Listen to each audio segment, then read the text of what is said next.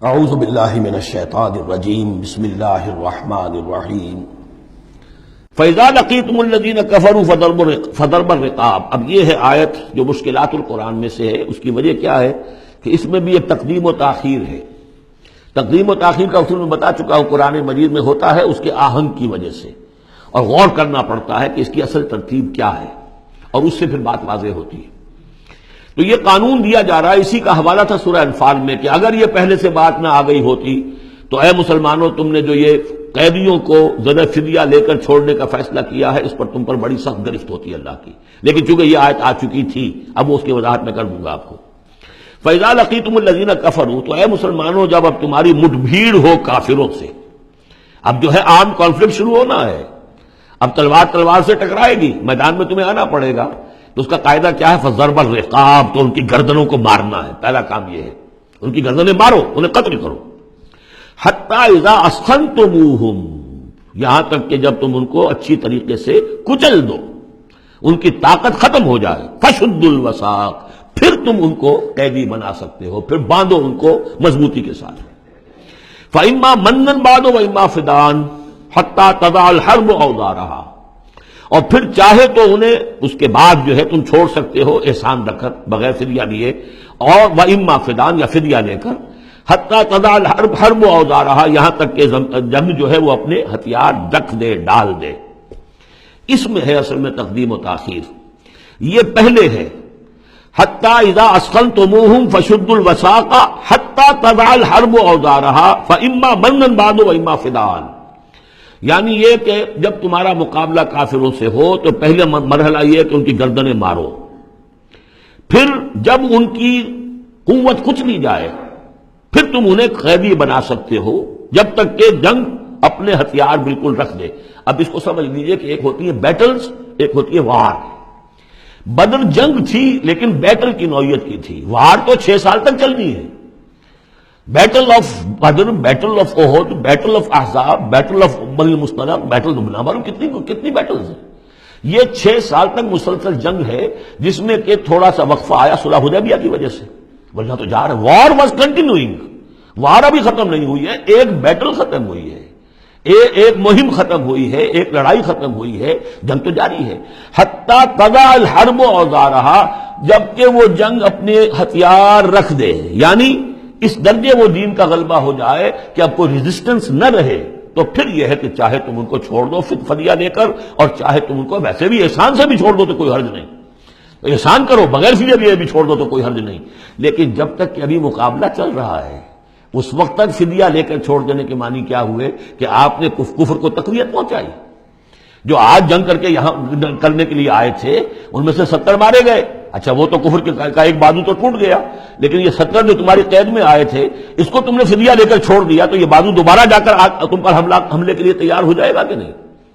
لیکن چونکہ یہاں پہ اب اس کا معاملہ ججمنٹ کا، واقعتاً دشمن کی کمر کچلی گئی ہے یا نہیں، یہ ہے ججمنٹ کا معاملہ۔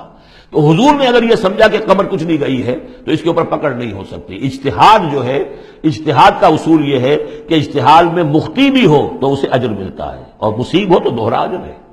چونکہ حضور کے اجتہاد پر یہ تھا تو آپ کو اگر چھوڑ دیا گیا تو اما منن بعد و اما فداء، جب یہ آلٹرنیٹو اس کے اندر موجود ہے اس آیت کے اندر کہ اس کے بعد پھر چاہو تو تم بغیر کوئی فدیہ لیے ہوئے احسان دھر کر چھوڑ دو، اور چاہے فدیہ لے کر چھوڑ دو، تو حضور نے اس کو استعمال کیا ہے۔ اگرچہ اللہ تعالیٰ کے نزدیک ابھی وہ کچھ بھی نہیں گئی تھی کفر کی طاقت، لہذا یہ قبل از وقت ہے جو اجتہاد ہو گیا ہے۔ اسی لیے کہا کہ اگر یہ آیت نازل نہ ہو چکی ہوتی پہلے تو جو کچھ تم نے کیا ہے، ما کان لنبی ان یکون لہ اسری حتی یسخن فی الارض، وہی لفظ جو یہاں آیا ہے حتی اذا اسخنتموہم حتی یسخن فی الارض، کسی نبی کے لیے یہ روا نہیں ہے کہ وہ کوئی قیدی بنا لے جب تک کہ زمین میں پوری طریقے سے خونریزی نہ ہو جائے اور کفر کو کچل نہ دیا جائے۔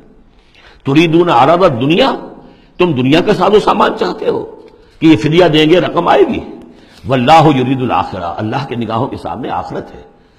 اللہ عزیز الحکیم، اللہ عزیز اور حکیم ہے. لولا کتاب من اللہ سبقا، اگر یہ اللہ کی طرف سے وہ کتاب پہلے آنا چکی ہوتی، حکم، اب یہ کتاب کے معنی پھر وہی حکم ہے یہاں پر، اللہ کی طرف سے پہلے یہ آیت جو ہے جو اس حکم پر مبنی ہے وہ نازل نہ ہو چکی ہوتی، لمسکم فیما اخذتم عذاب عظیم، کہ جو کچھ تم نے لیا ہے اس پر تمہارے اوپر بڑی سخت گرفت ہوتی ہے اللہ کی طرف سے. لیکن چونکہ وہ تھی، فکلوا مما غنمتم حلالا طیبا، تو جو بھی اب تمہیں غنیمت ملی ہے اسے کھاؤ حلال، اس کو حلال اور طیب سمجھتے. یہ ہے اس آیت کا مطلب. جب تمہارا مقابلہ ہو دشمنوں سے تو گردنیں مارنا ہے پہلا کام. پھر جب پوری طرح کچل لو، طاقت کچھ نہیں گئی کفر کی، تو پھر قیدی بھی بناؤ. فشدوا الوثاق حتی تضع الحرب اوزارها، جب جنگ بالکل ختم ہو جائے اور گویا کہ وہ ہتھیار ڈال دیے، جنگ نے ڈگ ڈال دیے، اب کوئی طاقت نہیں رہی کفر میں، پھر تم چاہو تو ان کو فدیہ لے کر چھوڑ دو، چاہو تو بغیر فدیہ کے بھی چھوڑ دو، کوئی بات نہیں، اب کوئی خطرہ نہیں. اس لیے کہ انقلاب آ چکا اور مستحکم ہو چکا، اب ان کا کیا کچھ نہیں ہوگا. حتی تضع الحرب اوزارها ذلک ولو یشاء اللہ لانتصر منہم، اللہ چاہتا تو خود ہی ان سے بدلہ لے لیتا، ان کفار سے انتقام لے لیتا. ولکن لیبلو بعضکم ببعض، اللہ تعالیٰ چاہتا تو اس 1000 کے لشکر کو آنے واحد میں ختم کر دیتا، لیکن اللہ نے تمہیں موقع دیا، تمہاری آزمائش کی، تمہارے صبر کا امتحان لیا. لیکن اللہ تعالیٰ امتحان لیتا ہے، جانچتا ہے بعض کو بعض کے ذریعے سے. وہ 1000 کے لشکر کے ذریعے سے ان 313 کے استقامت کی، ایمان اور استقامت جو ہے اس کی آزمائش ہو گئی. والذین قتلوا فی سبیل اللہ فلن یضل اعمالهم، اور جو لوگ اللہ کی راہ میں قتل ہو گئے تو اللہ تعالیٰ ان کے اعمال کو ضائع کرنے والا نہیں ہے، ان کے سارے اعمال کا بھرپور اجر انہیں مل جائے گا.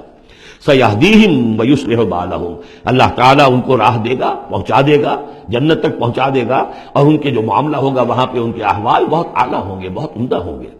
وَيُدْخِلُهُمُ الْجَنَّةَ عَرَّفَهَا لَهُمْ، اور داخل کرے گا انہیں اس باغات میں جو پہلے ہی انہیں پہچنوا دی ہے، بتا دیا ہے کہ اس جنت میں کیا کچھ ہوگا، وہ تو ہم بتا چکے ہیں قرآن کے اندر، اس جنت میں داخل کرے گا. صدق اللہ العظیم.